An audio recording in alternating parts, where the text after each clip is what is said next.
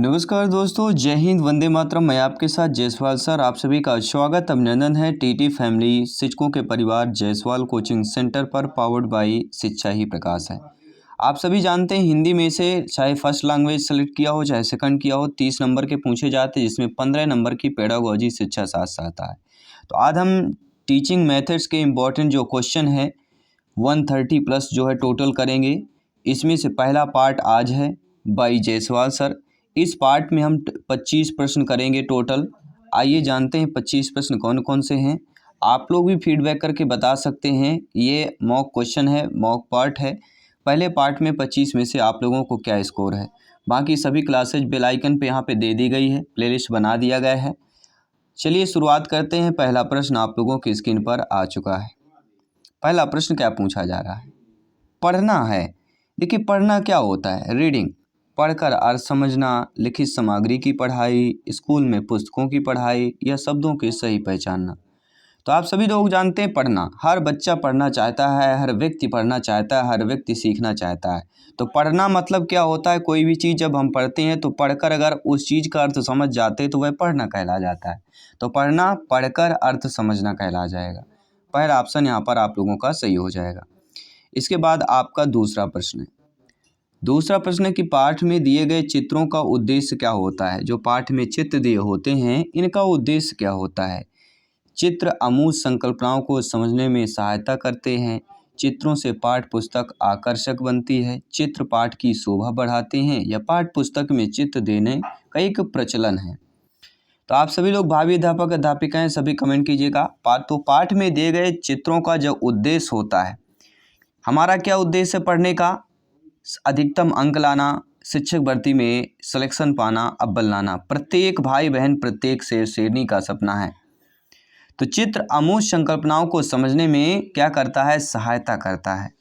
जो अमूर्त होते हैं, मूर्त मतलब क्या होता है, मूर्त से अमूर्त आपने पढ़ा होगा, ठीक है। तो पाठ में दिए गए चित्रों का जो उद्देश्य होता है, चित्र में अमूर्त जो संकल्पना होती है उसको समझने में ये क्या करते हैं, चित्र सहायता करते हैं। इसके बाद आपका जो प्रश्न है वह तीसरा प्रश्न है। तीसरा प्रश्न आप लोगों की स्क्रीन पर क्या पूछा जा रहा है, सभी कमेंट कीजिएगा कि भाषा के अव्यक्तात्मक कौशल कौन है। सुनना, पढ़ना, सुनना, बोलना, बोलना लिखना या पढ़ना लिखना हो जाएगा। तो भाषा के अव्यक्तात्मक जो कौशल कहलाते हैं वह कौन सा कौशल कहलाता है, सभी लोग जानते हैं, सुनना और बोलना, या बोलना या लिखना कहलाया जाएगा। सभी लोग बताइए, दोनों में काफ़ी ज़्यादा कन्फ्यूजन होता है। तो जब भी देखिए अव्यक्तात्मक कौशल पूछा जाता है तो बोलना और लिखना होता है। मतलब हमारे द्वारा ही, बच्चे के द्वारा जो बोलना होता है, लिखना होता है। आप सभी लोग देखते होंगे कि इमला बोला जाता है बच्चों को लिखने के लिए। तो इमला क्या है, शिक्षक बोलते हैं और बच्चे क्या करते हैं, लिखते हैं। तो ये चीज़ें आप समझ लेना। अव्यक्तात्मक कौशल की बात करें, देखिए भाषा के 4 कौशल होते हैं। श्रवण कौशल सुनना, पठन कौशल पढ़ना, मौखिक अभिव्यक्ति कौशल यानी बोलना, लेखन कौशल यानी लिखना।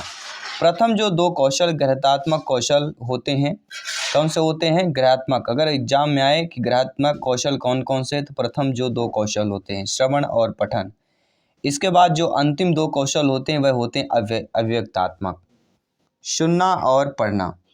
अंतिम 2 कौशल कौन होते हैं, सुनना पढ़कर अर्थ ग्रहण किया जाता है, जबकि बोलना एवं लिखना अव्यक्तात्मक आता है। तो पढ़ना और लिखना ये पहले कौशल हैं, इसको ग्रहात्मक कौशल बोलते हैं।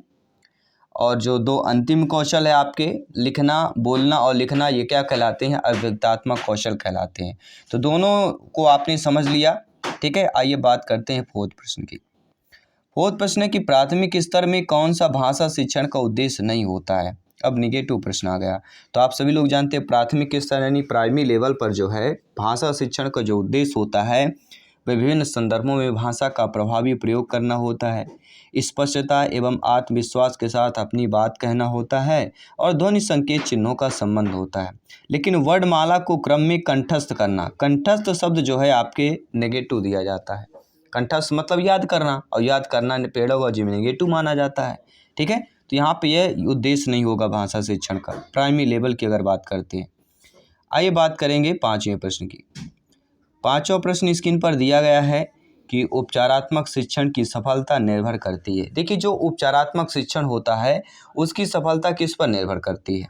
उपचारात्मक शिक्षण की सामग्री पर, भाषिक नियमों के ज्ञान पर, समय व अवधि पर या समस्याओं के कारणों की सही पहचान पर करती है।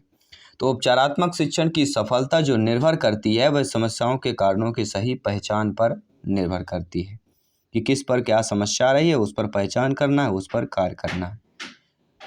अगला, भाषा कौशलों के संदर्भ में कौन सा कथन जो है उचित दिया गया है? आपके स्क्रीन के सामने 4 कथन दिए जाएंगे। चारों कथनों में से आपका जो कथन उचित हो, तो आप सभी ये जानते हैं कि भाषा के चारों कौशल परस्पर क्या होते हैं? अंतः संबंधित होते हैं। यह प्रश्न कई बार पूछा गया है, कई बार यह रिपीट हुआ है। अगला प्रश्न है, एक बहुसांस्कृतिक कक्षा में आप एक भाषा शिक्षक के रूप में किस बात को जो है अधिक महत्व देंगे?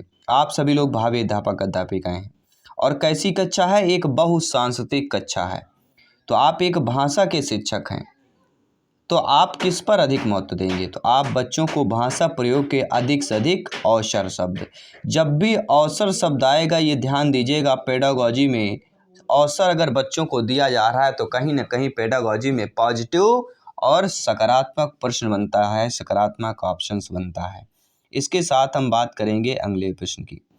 अगला प्रश्न पूछा जा रहा है कि हिंदी की कक्षा में प्रायः हिंदीतर भाषी बच्चे हिंदी में से क्या होते हैं? अनेक कठिनाइयों का सामना करते हैं। क्यों करते हैं? यही चीज़ आपको बताना है। ठीक है, सभी बताइएगा। सीखने में अनेक कठिनाइयाँ होती हैं और अनेक कठिनाइयों का सामना करना भी पड़ता है। क्यों करना पड़ता है? क्योंकि प्राय हिंदी और उनकी मातृभाषा की संरचना में क्या होता है? अंतर होता है। ठीक है, आइए बात करेंगे अगले प्रश्न की। आई होप सभी प्यारे में सभी भावी अध्यापक अध्यापिकाएँ हैं। जायसवाल सर आप सभी का अभिनंदन, स्वागत करते हैं। प्रत्येक प्रश्न को आप लोग समझ पा रहे हैं। अगला प्रश्न है, बोलना कौशल में महत्वपूर्ण क्या होता है? बोलना कौशल 4 महत्वपूर्ण कौशल होते हैं। सुनना, बोलना, पढ़ना, लिखना। ये सुनना, पढ़ना, बोलना, लिखना। तो बोलना कौशल जो सबसे महत्वपूर्ण होता है वह होता है संदर्भ एवं स्थिति के अनुसार अपनी बात कह सकना, वह होता है बोलना कौशल सबसे महत्वपूर्ण। अगला, सृजनात्मकता का विकास करने में कौन सहायक नहीं होता है? तो आप जानते हैं कि कविता पूरी करना, चित्र पर आधारित मौखिक अथवा लिखित का वर्णन, अधूरी कहानी को पूरा करना, ये सृजनात्मक के विकास करने में सहायक होता है। लेकिन प्रश्नों के उत्तर लिखना ये सृजनात्मक नहीं होता है। सृजनात्मक ये होता है कोई भी कविता अधूरी दी गई है उसको पूरा कर देना, चित्र पर आधारित मौखिक अथवा लिखित वर्णन कर देना, अधूरी कहानी को पूरा कर देना, ये होता है सृजनात्मकता, क्रिएटिविटी की बात करते हैं। ठीक है, लेकिन प्रश्नों को उत्तर लिखना यहाँ पे कोई क्रिएटिविटी नहीं होती, ना ही सृजनात्मकता का विकास में सहायक होता है। इसके साथ ही हम बात करेंगे अगले प्रश्न की। भाषा शिक्षण का बहुभाषिक संदर्भ क्या होता है? तो भाषा शिक्षण की अगर बात करते हैं तो बहुभाषिक संदर्भ की अगर बात करते हैं तो एक से अधिक भाषाओं में शिक्षण सामग्री होती है, इसलिए बहुभाषिक। बहुभाषिक मतलब एक से अधिक शिक्षण सामग्री की बात करते हैं। अगला प्रश्न स्क्रीन पर है। अगला प्रश्न, हिंदी भाषा शिक्षण का एक मुख्य उद्देश्य आपको बताना है। तो हिंदी भाषा शिक्षण का मुख्य उद्देश्य क्या होता है? भाषा का ज्ञान देना। आप सभी लोग भावी अध्यापक अध्यापिकाएं हैं, ज्ञानी सर्वव्याख्याता लोग हैं, आप लोग अच्छे तरीके से समझते हैं। आइए बात करेंगे अगले प्रश्न की। जब भाषा सीखने की प्रक्रिया बच्चे के दैनिक जीवन की ज़रूरतों से जुड़ी होती है तो भाषा सीखना सार्थक होता है, निरर्थक होता है, कठिन होता है या विशुद्ध मनोरंजन की प्राप्त होती है? तो जब भाषा सीखने के प्रक्रिया में बच्चे दैनिक जीवन की ज़रूरत से जब दैनिक जीवन से जुड़ा होता है तो वह क्या होता है? भाषा सीखना जो है सार्थक होता है, क्योंकि बच्चे के दैनिक जीवन से जुड़ा होता है। बच्चा जो है वह देखता आ रहा है, सुनता आ रहा है, समझता आ रहा है, उससे संबंधित है, तो वह सीखना सार्थक कहला जाता है। पहला ऑप्शन यहाँ पर सही हो जाएगा। बाकी टेलीग्राम से जुड़ जाइएगा, टेलीग्राम पे वीडियो में डिस्क्रिप्शन में मिल जाएगा, काफ़ी सारे वीडियो में हम लिंक दे दिए गए हैं। बाकी ट्विटर से जुड़िए, एकता दिखाइए, बाकी इंस्टाग्राम पर फॉलो कीजिए, फेसबुक पेज पर आप लोग अवश्य जुड़ चुके होंगे। बात करेंगे, बच्चे विद्यालय में आने से पहले किस प्रकार के होते हैं? भाषा नहीं जानते। क्या है? होम लैंग्वेज जानते हैं, घर की भाषा बच्चे जानते हैं। पाठ्य पुस्तक में दिए गए अभ्यास कैसे होते हैं? तो पाठ्य पुस्तक में जो दिए गए अभ्यास होते हैं जिनके उत्तर कैसे होते हैं? निश्चित होते हैं। जो अभ्यास होंगे उनके उत्तर कैसे होते हैं? निश्चित होते हैं। प्राय बच्चे जो बच्चियां होती हैं, बालक बालिका जो हैं, विद्यालय में स्वयं को अभिव्यक्त करने में संकोच करते हैं, क्यों होते हैं? अक्सर ऐसा देखा जाता है, समझा जाता है, जाना जाता है, और आप भली भांति जानते हैं, आप लोग ज्ञानी सर्वव्याख्याता लोग हैं, आप अच्छे तरीके से समझते हैं, आपके पास अनुभव ढेरों सारे हैं।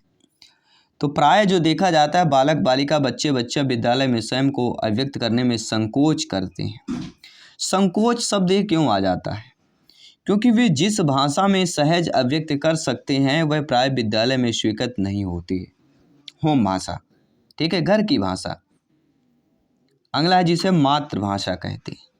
भाषा शिक्षक के रूप में आप क्या कर सकते हैं? आप मान लीजिए आपकी नियुक्ति होती है, आप लोग अध्यापक अध्यापिका बनते हैं, भाषा के अध्यापक बनते हैं, भाषा के शिक्षक बनते हैं, तो आप पाठ्य पुस्तक पर बल देंगे, प्रश्नों के उत्तर पर ड्राइंग बनाएंगे, बच्चों को अपने अनुभव और विचार बताने के लिए उनमें उत्सुकता जगाएंगे। तो अनुभव शब्द मैंने कहता है ना, जहाँ पर बच्चों के प्रति हो, बच्चों के प्रति ज़्यादा खिंचाव हो, बच्चों के प्रति ज़्यादा सीखने को प्रेरित करता हो, उस ऑप्शन को करना है। तो भाषा के शिक्षक के रूप में बच्चों को अपने अनुभव और विचार करने के लिए उन्हें उत्सुकता जगाएंगे, ये आप करेंगे शिक्षक के रूप में, अध्यापक अध्यापिका के रूप में। आइए देख लेते हैं अगला प्रश्न है, बच्चे अपनी बोलचाल की भाषा अनुभव जो होता है वह समाज परिवार से प्राप्त करता है, विद्यालय से, थोड़ा बहुत, या इनमें से कोई नहीं? तो देखिए बच्चा जो है बोलचाल सर्वप्रथम परिवार और समाज दोनों से करता है, और ये बोलचाल की भाषा को ही हम क्या कहते हैं? मातृभाषा कहते हैं। और बच्चे की मातृभाषा की स्वीकृति प्रत्येक विद्यालय के पर होनी चाहिए। बच्चे के सीखने में सबसे महत्वपूर्ण क्या होता है? कोई भी बच्चा बालक बालिका सीख रहा है, उसमें जो सबसे महत्वपूर्ण होता है शिक्षक और बच्चों के बीच मित्रवत संबंध।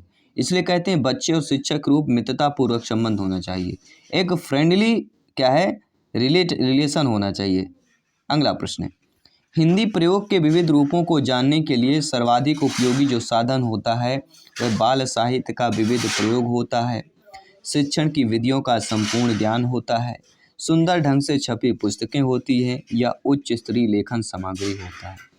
तो हिंदी प्रयोग के विविध रूपों को जानने के लिए सर्वाधिक उपयोगी जो साधन कहला सकता है वह कौन सा होता है? वह होता है बाल साहित्य का विविध प्रयोग। विविध मतलब अलग अलग प्रयोग या कई जगह प्रयोग करना। तो हिंदी प्रयोग के विविध रूपों को जानना है, अलग अलग रूपों को जानना है, तो बाल साहित्य का अलग अलग प्रयोग भी करना होगा, विविध प्रयोग करना होगा। अगला प्रश्न स्क्रीन पर है। बस 5-6 प्रश्न और बचे हुए हैं, इस पार्ट को कंप्लीट करते हैं। कक्षा 1 और 2 के बच्चों के लिए आप किस तरह की कहानी का चयन करेंगे? जी हाँ, कक्षा 1 और 2 के बच्चों के लिए आप एक हिंदी के अध्यापक अध्यापिका हैं, किस कहानी का चयन करेंगे जो बहुत छोटी हो, जिसमें बहुत सारे पात्र हों, जिसमें 2 ही पात्र हों, जिसके शब्दों और वाक्यों घटनाओं का वर्णन की शैली चित्रात्मक हो? तो सभी लोग जानते हैं चित्रात्मक शब्द जब भी आता है तो बच्चों को समझने में प्राइमरी लेवल पे देखा जाता है। कक्षा 1 और 2 की बात है तो बच्चे अगर चित्रात्मक है तो अच्छा समझता है, शेर है, कुत्ता है, कुछ भी चीज़ें हैं, कहानी उससे संबंधित है, तो चित्रात्मक के बच्चा समझ जाता है, इसलिए 4th ऑप्शन इसका सही हो जाएगा। अगला, प्राथमिक स्तर पर भाषा शिक्षण की प्राथमिकता कैसी होनी चाहिए? केवल बोलकर पढ़ने की क्षमता विकसित करना, कविता और कहानी के द्वारा केवल श्रवण कौशल का विकास करना, बच्चों की रचनात्मकता और मौलिकता को प्रेषित करना, या कह सकते हैं बच्चों की चित्रांकन क्षमता का विकास करना। देखिए प्राथमिक स्तर प्राइमरी लेवल पर अगर भाषा शिक्षण हिंदी पेडागॉजी की बात करें, हिंदी टीचिंग मेथड की बात करें, जिसमें प्राथमिकता होनी चाहिए, वो किसकी प्राथमिकता होनी चाहिए? आप जानते हैं कि बच्चों की रचनात्मकता और मौलिकता को प्रेषित करता है, प्रेषित करना सबसे महत्वपूर्ण भूमिका होती है। प्राथमिक स्तर प्राइमरी लेवल पर भाषा शिक्षण की प्राथमिकता क्या होनी चाहिए? बच्चे की रचनात्मकता, क्रिएटिविटी और मौलिकता को प्रेषित करना, ठीक है, बढ़ाना, मोटिवेट करना, मोटिवेटिव करना। 3rd वाला ऑप्शन हमारा सही हो जाएगा। इसी के साथ ही हम बात करेंगे अगले प्रश्न की।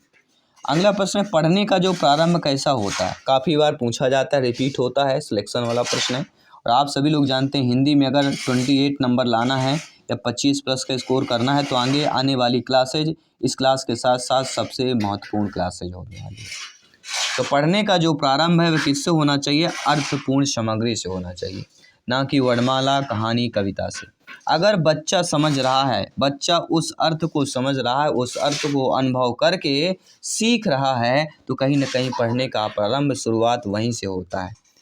जब हम सीखते हैं कोई भी चीज़, कोई भी कार्य सीखते हैं तो उसका जब समझते हैं, और समझना ही क्या कहलाता है, अर्थपूर्ण। तो अर्थपूर्ण सामग्री से होना पढ़ने का प्रारंभ होता है। आइए बात करते हैं अगले प्रश्न की। अगला प्रश्न है कि भाषा के बारे में कौन सा कथन जो है उचित दिया गया है। भाषा अनिवार्यतः लिखित होती है, भाषा एक नियमबद्ध व्यवस्था होती है, भाषा व्याकरण का अनुसरण करती है, भाषा और बोली में कोई भी संबंध नहीं होता है। तो आप जानते हैं भाषा के बारे में कौन सा कथन उचित दिया गया है कि भाषा क्या है, एक भाषा एक नियमबद्ध व्यवस्था है। कहते हैं ना, कोई भी कार्य अगर होता है हमारे घर में, व्यवस्था सही तरीके से होना चाहिए ताकि नाम खराब ना हो। जब सही तरीके से होगा तो लोग यही बोलेंगे अच्छा कार्य संपन्न हुआ, खुशी हुई हमें। तो इसी प्रकार भाषा के बारे में जो उचित कथन है कि भाषा क्या है, एक नियमबद्ध एक व्यवस्था है। ठीक है, यहाँ पे सेकंड ऑप्शन आपका सही हो जाएगा। इसके बाद आपका अगला प्रश्न है, प्यारा सा प्रश्न, न्यारा सा प्रश्न है कि प्राथमिक कक्षा में रोल प्ले, जिसे हम क्या कहते हैं, भूमिका निर्वाह का उद्देश्य होना चाहिए। तो प्राथमिक कक्षा में रोल प्ले का क्या उद्देश्य है या भूमिका निर्वाह का क्या उद्देश्य होना चाहिए? बच्चों को अभिनय सिखाना, एक पद्धति के रूप में इसका उपयोग करना, विभिन्न संदर्भों में भाषा प्रयोग के अवसर प्रदान करना, बच्चे को अनुशासित रखना। सभी बताइए। तो प्राथमिक कक्षा में रोल प्ले या भूमिका निर्वाह का जो उद्देश्य होना चाहिए, किस प्रकार का होना चाहिए? वह होना चाहिए विभिन्न संदर्भों में भाषा का प्रयोग के अवसर। जब भी बच्चों के अवसर की बात की जाए, बच्चों को अवसर दिया जाता है हमेशा पेडागॉजी में, वह ऑप्शन 99% सही होता है अकॉर्डिंग टू अदर ऑप्शन पे अगर नहीं दिया जाता है। और इस पार्ट का 25वां प्रश्न जो कि आपके लिए मॉक क्वेश्चन के रूप में रहेगा कि भाषा हमारे परिवेश में बिखरी मिलती है। बिल्कुल सही बात है, जो भाषा होती है हमारे परिवेश में बिखरी मिलती है, और यह कथन किस पर लागू नहीं होता है यह बताना है।